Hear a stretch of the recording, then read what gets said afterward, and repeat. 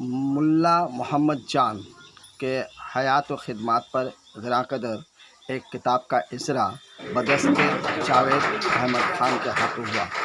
इस मौके पर जमाल अहमद जमाल ने एक सपासनामा जावेद अहमद ख़ान को पेश किया। उनके खिदमात के बारे में इसहाक मलिक ने बहुत ही पुरमज़ तकरीर की और जमाल अहमद जमाल ने शायराना अंदाज में उन्हें खराज अक़ीदत पेश किया। 125 साल गुजर चुके मुल्ला मोहम्मद जान को आज नई नस्ल तकरीबन उन्हें भुला चुकी है या वो नहीं जानते कि मुल्ला मोहम्मद जान कौन थे। मुल्ला मोहम्मद जान कलकत्ता और बंगाल में सरहदी गांधी के नाम से हम अगर याद करें तो ये उनके लिए कम है। आइए हम समाप्त करते हैं मुकर्रिरीन के आरा। मुल्ला मोहम्मद जान 2 मिनट। मुल्ला मोहम्मद जान एक ऐन लाम मीम के पेड़ थे। मुल्ला मोहम्मद जान ऐन लाम मीम के पेड़ थे, जिनके हर अल्फाज उनकी हरी पत्तियां, जिनका हर अमल फल के साथ। समाज संगठन के एक अच्छे कारीगर थे और इस्लाम के एक सपूत संतान थे। आइए मैं उनके हवाले से जो कुछ लिखा हूँ पेश कर रहा हूँ। उलूसो मेहर के पैकर मोहम्मद जान मुल्ला थे कि हर तकरीर के जौहर मोहम्मद जान मुल्ला थे। गरीबों बेकसों की रहनुमाई में लगे रहते एक ऐसा बाबा रहबर मोहम्मद जान मुल्ला थे। मुखालिफ को भी ललकारते थे, क्या नीडर होकर खुद अपनी जात में लड़कर मोहम्मद जान मुल्ला थे। न कोई हो सका न कोई हो सका मुल्ला मोहम्मद जान के जैसा, कैसे मुनफरिद लीडर मोहम्मद जान मुल्ला था। कसम कसम माबूद की आई है उनकी रूह महफिल में। कसम माबूद की आई है रूह महफिल में, नबी के आशिको दिलवर मोहम्मद जान मुल्ला थे। न क्यों अब 125 साल उनका मनाए हम, न क्यों अब 125 साल उनका मनाए हम कि मुस्लिम कौम के रहबर मोहम्मद जान मुल्ला थे। दुआ करता हूँ ऐ माबूद उनकी मग़फ़रत कर दे। जो किसी की मग़फ़रत करता है, ये हदीस है कि खुशियाँ उनके दरवाजे पर दस्तक देती है। जरा गौर फरमाएंगे।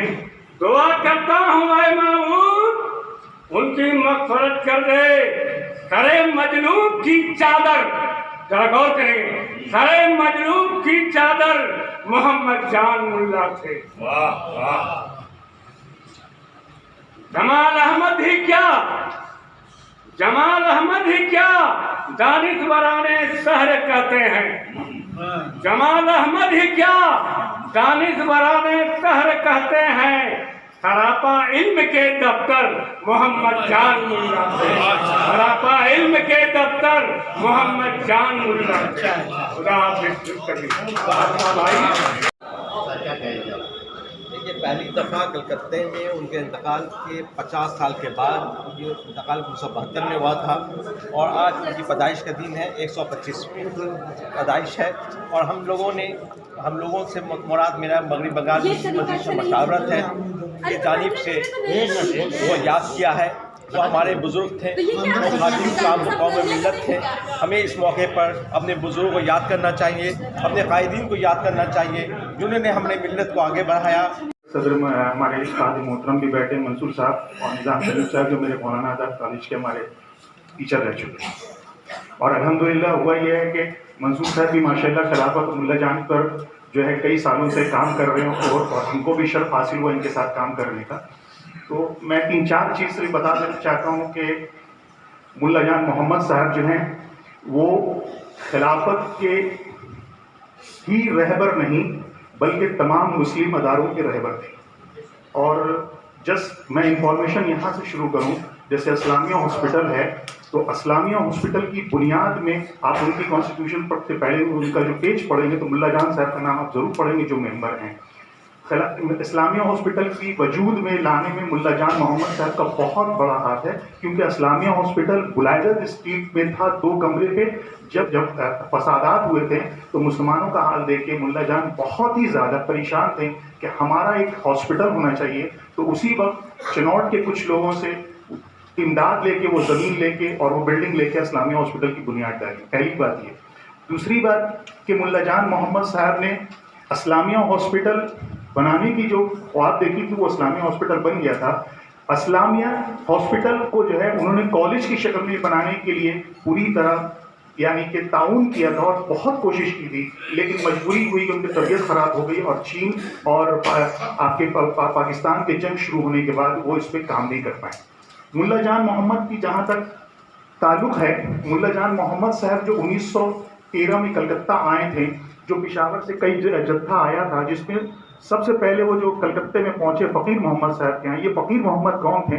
ये फ़कीर मोहम्मद वो थे जो यतीम खाने के ट्रस्टी थे। अगर यहाँ पर यतीम खाने के लोग मौजूद हैं तो आप पुरानी मिनट्स उठा के देखेंगे, वो पहले ट्रस्टी थे। और फ़कीर मोहम्मद साहब ने खिलाफत कमेटी की जो है बुनियाद डाली। उसी वक्त जो है मौलाना अबू कलाम आज़ाद, मौलाना शौकत अली, हज़रत मोहानी और सईद मलियावादी के वालिद मलियावादी साहब थे।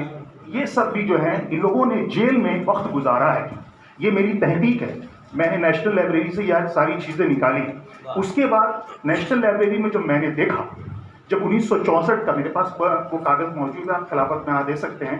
ये सब काम करने में हमारे सदर मोहतरम जनाब जावेद अहमद खान साहब ने जब सदारत संभाला, आखिर मुल्ला जान साहब जब 1913 से मुल्क की खिदमत और आज़ादी में लड़ाई लड़ते लड़ते खिलाफत की तहरीक को करते करते जब आज़ादी के बाद आज़ादी मिल गई, उसके बाद वो खिलाफत चलाएं, तो उनको फ्रीडम फाइटर का क्यों खिताब नहीं मिला?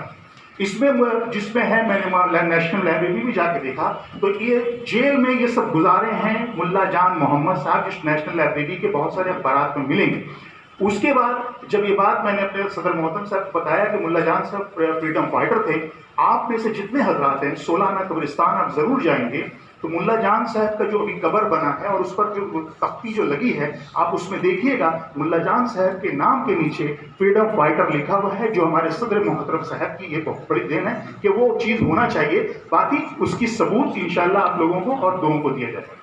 दूसरी बात यह है कि जहाँ तक कौम का ताल्लुक है, मुल्ला जान साहब जब भी उतरते थे तो उनका लब कम चलता था, डंडा ज़्यादा चलता था। जैसे चर्चिल का सिगार मौजूद था, उसी तरह उस ज़माने में मुल्ला जान साहब के डंडा का बहुत असर रहता था। ये अल्हम्दुलिल्लाह ये मौजूद है। आप सबों को ये बताऊं कि आप जब खिलाफत कमेटी में आएंगे तो हमारे सर जावेद अहमद खान साहब के सदारत बनने के बाद वो डंडा आज भी खिलाफत की जीनत बन के रखी हुई है। क्योंकि जब 1950 में हालात बहुत बिगड़े थे, जो बोल के गए हैं हमारे एडवोकेट साहब, तो मुल्ला जी ने मोहम्मद एन स्पोर्टिंग ग्राउंड से तमाम मुसलमानों को आवाज़ दी थी कि अपनी बेहसी तोड़ो, अपने अंदर के डर को तोड़ो और आज मोहम्मद एन के ग्राउंड में आओ। और आपकी तारीख, आप मॉडर्न के लोगों से मैं कहूँगा कि आपकी तारीख को देखेंगे कि मॉडर्न ने 1950 में मुल्ला जी ने वो जम्मे गफीर लगाया था, वहीं से कौम के अंदर जोश जज्बा हुआ और अल्हम्दुलिल्लाह वहाँ से जो है लोगों के अंदर आपके एतमाद आना शुरू हुआ। उसके बाद सिलसिला 47 के बाद फसादात बहुत ज़बरदस्त शहर कलकत्ता नहीं बल्कि हिंदुस्तान में शुरू हो गए। तो हिंदुस्तान में जब फसादात होते चले गए तो कलकत्ते में हुआ, जैसे हमारे एडवोकेट साहब ने कहा कि 1964 में जो फसादात हुआ आए, और फसादात होने के बाद जब यहाँ पर हमारे गुलजारी नंदा आए थे, अहमद सईद मलियावादी साहब से मैंने बहुत कुछ सीखा है, उनसे भी बात की और ये बात किया। तो पीसी गुलजारी नंदा मुसासिर मुसाफिर खाने में आए, वहाँ से कुछ वॉलंटियर हजरात जो इससे पहले हमारे एक सेक्रेटरी चले गए जिनका नाम है एसएम सही साहब, वो भी बेचारे उस टाइम वॉलंटियर थे, उन्होंने मुझे बताया कि वो खिलाफत कमेटी में लेकर आए और मुल्ला जी ने गुलजारी नंदा को अपनी गाड़ी और जीप में पुलिस कमिश्नर के साथ जा रहे थे। पुलिस कमिश्नर ने उन इलाकों को दिखाना शुरू किया जहाँ पर फसादात हल्के फुल्के हुए थे। तो मुल्ला जी ने कहा कि तुम ये दिखा रहे हो गलत है। उन्होंने गुलजारी नंदा को ईडन हॉस्पिटल इधर लेके गए और वहां पर गुलजारी नंदा और इन लोगों को दिखाया, और उसी वक्त आप तहकीकात कीजिएगा, उसी वक्त मुल्ला जी और गुलजारी नंदा ने लाल बाजार में जाके वो टेक ओवर किया मिलिट्री ने, और वहां से मिलिट्री ने अपना काम शुरू किया। तो ये हालात बने जो कौम को मुल्ला जी, और जब मुल्ला जी अपने काम करने शुरू होते थे तो उस जमाने में भी आजकल के बहुत सारे लोग मीटिंग किया करते थे। मुल्ला जी मीटिंग नहीं किया करते थे, बस्तियों को बसाने के लिए निकल जाया करते थे। दूसरा, पहले काम करने का तरीका ये हुआ करता था मुल्ला जी को कि हर पैसे वाले ताजिर जो हुआ करते थे उनको रात को खबर दे दिया करते थे कि बेटा बाबू, हम सुबह 5 बजे फजीर के बाद तुम्हारे घर आएंगे, तुम मेरे साथ कुछ इलाके में चलना कि जहाँ कुछ हालात बदलना है और तुमको ताउन करना है। क्योंकि वो ताजिरों की भी फिक्र करते थे कि भाई इन ताजिर का जो है बिजनेस हम पर नहीं होना चाहिए, इसलिए जो है इनको सुबह से 8-9 बजे तक दिखाने के बाद वो काम के लिए उन लोगों को रवाना कर देते थे और गरीबों का मदद करने के लिए सारे दिन के लिए वो लग जाया करते थे। दूसरी बात, जो आप इस्लामिया हॉस्पिटल 7 पॉइंट में देख रहे हैं वो किसकी फाउंडेशन है? वो सहरवर्दी की फाउंडेशन है। उसकी तारीख आप देखेंगे कि उसके बच्चे को, उनके बेटे किसी को कैंसर हुआ था, मुल्ला जी से बड़ी उनकी कुर्बत थी, वो इस्लामिया हॉस्पिटल तो सहरवर्दी ने 7 पॉइंट में जो इस्लामिया हॉस्पिटल है वो मुल्ला जी के बोलने पर वो कौम को दिया गया। तो सुम्मा अल्हम्दुलिल्लाह आज हमारे जावेद अहमद खान साहब ने जिस तरह खिलाफत को लेके आज बढ़े हैं, एजुकेशन के ऊपर आपको छोटे से और वाक्य बता, क्योंकि मेरे 10 साल की उनकी स्टडी है। मैं एक चीज मैं मुख्तसर इसलिए कहना चाह रहा हूं कि वक्त लोगों को ये मालूम होना चाहिए कि ये मेरे पास मौजूद है।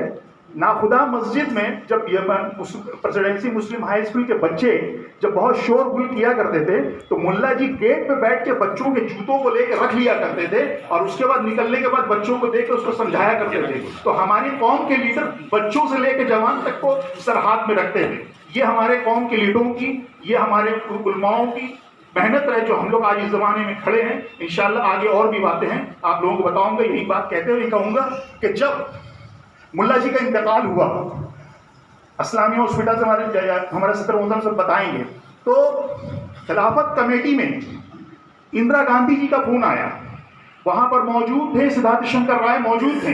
ये मैंने बात था जिन्होंने कहा, मैंने उनका नोट करके रखा हुआ है। सिद्धार्थ शंकर राय मौजूद थे और उसके बाद कुछ देर के बाद नायब वजीर पाठक साहब मौजूद हुए और वो खिलाफत कमेटी से 16 आना वो पूरा जम्मे गफीर नायब सदर ऑफ इंडिया पाठक साहब थे। उन लोगों ने पैदल 16 आना तक तमाम वजीर मौजूद हुए, 16 आना तक पैदल गए। आज तक इमाम साबिर साहब के मतलब मुल्ला जान के बाद इमाम साबिर साहब का सबसे बड़ा नमाज जनाजा हुआ। 1 लाख का मजमू उनके नमाज जनाजे में था जो 16 आना कब्रिस्तान तक पहुंचा। तो इस तरह की शख्सियत हम लोगों को हमेशा याद करना चाहिए। मैं मजलिस मुशर्रफ का बहुत शुक्रगुजार हूँ कि आप लोगों ने ये काम किया है। हमारे सदर मोहतरम कलकत्ता खिलाफत कमेटी इस पर काफ़ी काम कर रही है। इंशाअल्लाह हम लोग आगे और मिलकर ये काम करेंगे। तो आप